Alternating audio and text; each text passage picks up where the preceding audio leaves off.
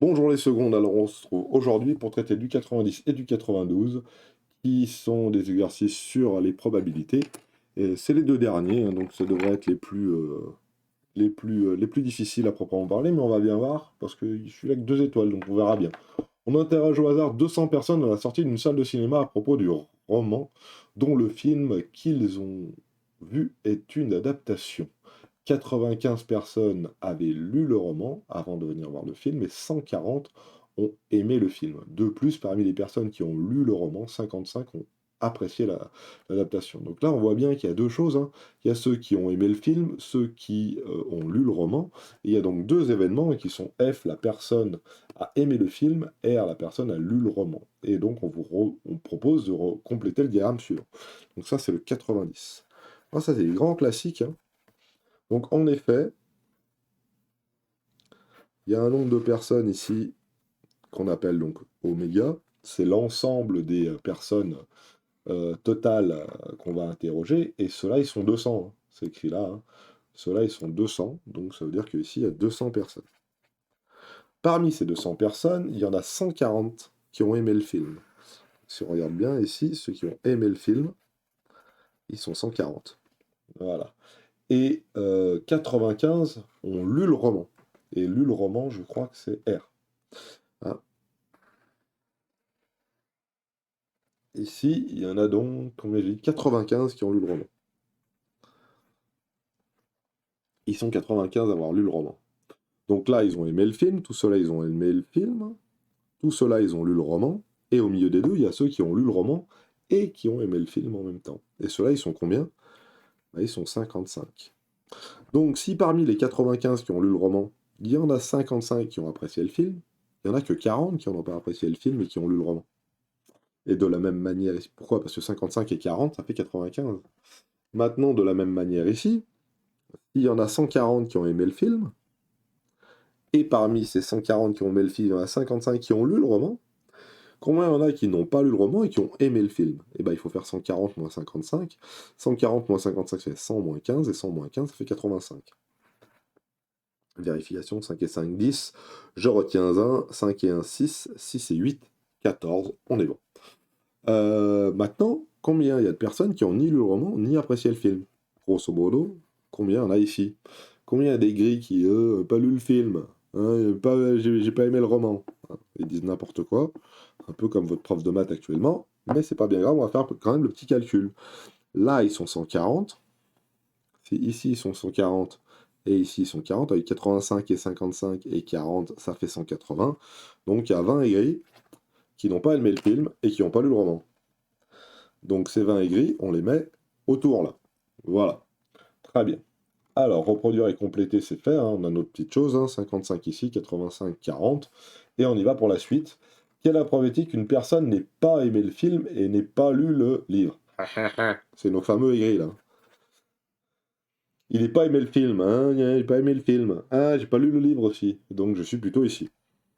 Donc ici, on va dire que c'est P dehors. Comment ça se note? J'ai pas aimé le film. Et en plus, j'ai pas lu le roman. Voilà. J'ai pas lu le roman, R bar, j'ai pas aimé le film là, et j'ai fait les deux. Voilà.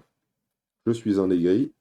20 sur 200, ça veut dire 0,1, 10%, 10 sur 100. Vous écrivez comme vous voulez, je m'en fous.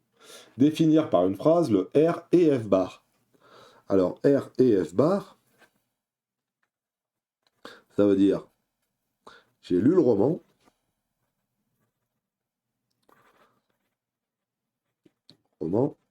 et je n'ai pas aimé le film. Du moins, lu le roman et pas aimé le film. Ouais. Pas je, hein, et la personne n'a pas aimé le film.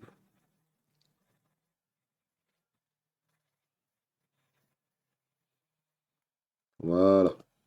Alors ça, c'est... alors, vu que c'est écrit en bon français, on n'est pas obligé de mettre les accolades. Voilà. J'ai lu le roman, R, et, ça c'est le et, je n'ai pas aimé le film. Voilà. Les matheux adorent écrire comme ça. C'est beaucoup plus facile. Calculer sa probabilité. J'ai lu le roman et j'ai pas aimé le film.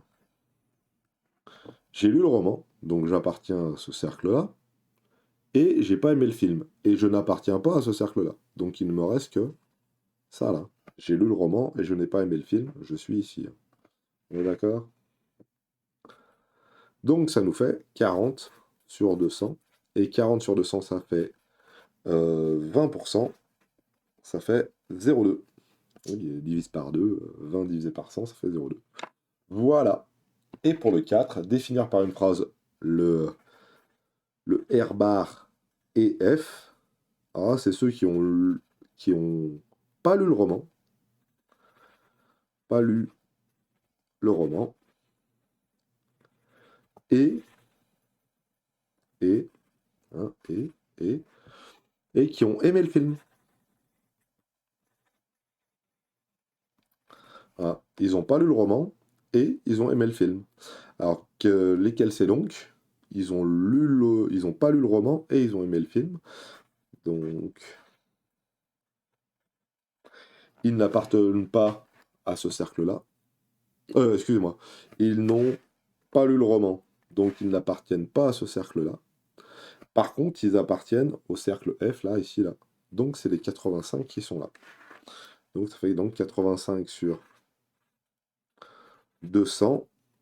Et ça, alors, il faut que je divise 85 par 2, ça fait 42,5. Si je dis pas de bêtises, donc 0,425.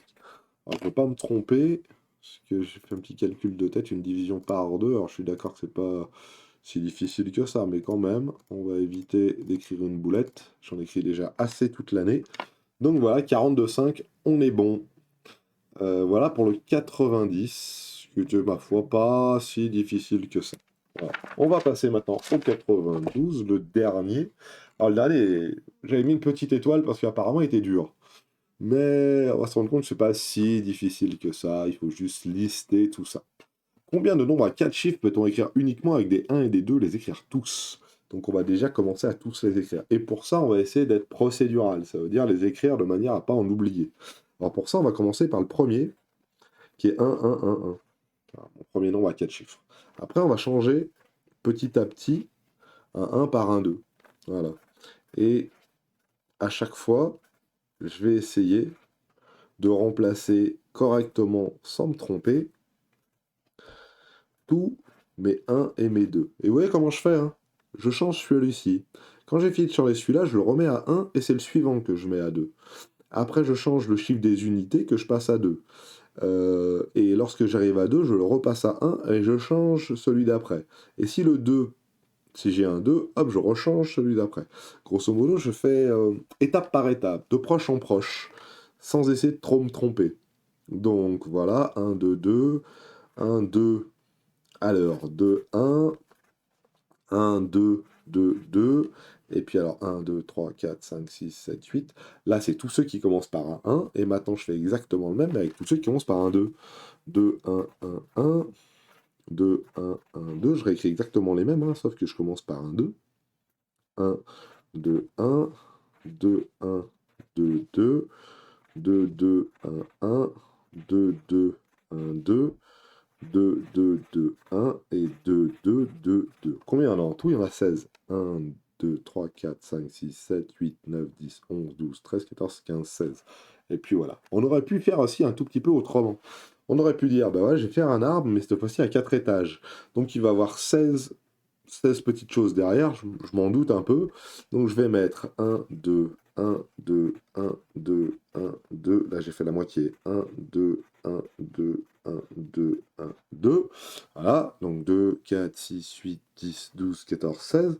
Et alors, de là, 1, 2, 1, 2, 1, 2, 1, 2. Et j'aurais pu continuer. 1, 2, 1, oula, 1, 2, et on continue. 1, 2, et puis voilà. J'ai fait mon arbre. Et j'ai bien mon 1, 1, 1, 1, celui-là, qui est ici. Mon 1, 1, 1, 2, celui-ci, qui est là. 1, 1, 2, 1. Vous avez compris le principe, celui-ci. Le dernier, ça va être 2, 2, 2, 2, 2, 2, 2, 2. Et je parcours mon arbre comme ça et j'ai toutes les possibilités. Alors, quelle est la probabilité que ce nombre ait 4 fois le même chiffre? Alors, je vais appeler ça P de A, 4 fois le même chiffre. 4 fois le même chiffre, ils sont où? Bah, ils sont là. Et ils sont là. Ouais, 4 fois le même chiffre, ils sont que 2. Il n'y a que 1, 1, 1, 1, 1, 1, 1 et 2, 2, 2, 2. Donc là, j'ai que 2 possibilités sur 16. Donc P de A, c'est donc 2 sur 16. Voilà.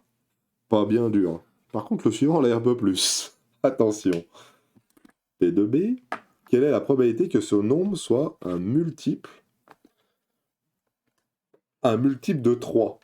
Alors, il faut se souvenir d'une chose. Pour qu'il soit multiple de 3, il faut que la somme des nombres soit multiple de 3.